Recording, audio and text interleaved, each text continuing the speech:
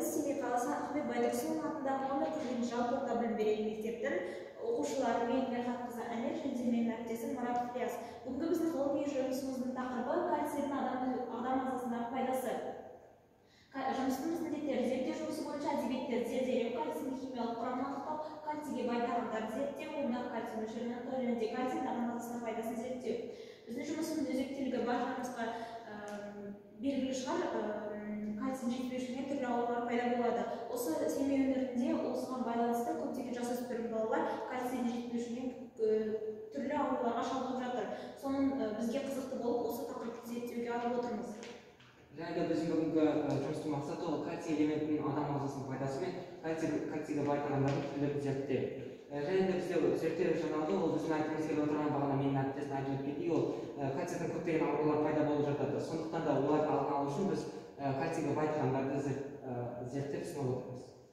Осы жерде кальций дегеніміз неге тоқталып кетейік? Кальций латын тілінен кальций жымыратындық нөмірі бар 4-ші кезең 2-ші тобының элементі. Кальций қарапайым зат, жұмсақ химиялық белсенді сілтілі топырақты күміс ақ түсті металл.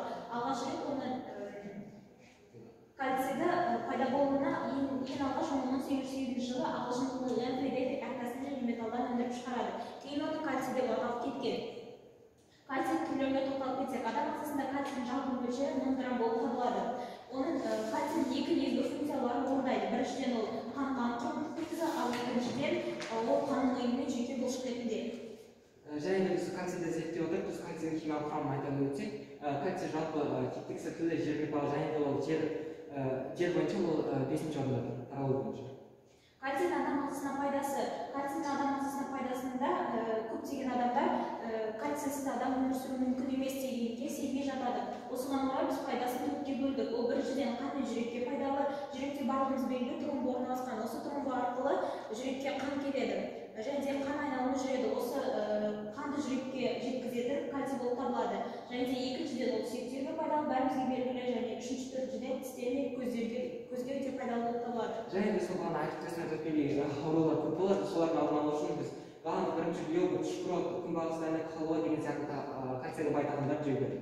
Біз осы зерттеу жұмысымызды толық нақты жүргізу үшін Семей қаласындағы Шәкәрім Құдайберді атындағы радиоэкологиялық ғылыми центрге барып зерттеу жүргіздік. Мысалы, міне бағанағы зертханалық жұмыстардың сәттерін бірі алсақ, міне біз сүтті қолға құйып отырмыз, ал ірімшікті өлшеп жатырмыз, және де сүтті дайындап, бұл іштегі сүтті дайындап жатырмыз, және де күнжітті өлшеп жатырмыз, жұмыртқаны сүтін өлшеп жатырмыз. Енді жалпы айтқанда, міне біздің протокол бұл яғни стелді деген зат. Сосын осыны кестеге салып отырып, сүт майлығы 2% ол новиден сүті. Ол кальций 120 миллиграмм. Ал сүт майлығы 6% айналайын компаниясы, ол кальций 120 миллиграмм. Ал ірімшік, қолдың ірімшігі ол кальций 103 миллиграмм. Ал күнжіт кальций 48 миллиграмм. Жалпы бізге кітаптарда айтылған күнжіт шықты 1200-1400 миллиграмм. Бірақ біз зерттегенде 48 миллиграмм шықты.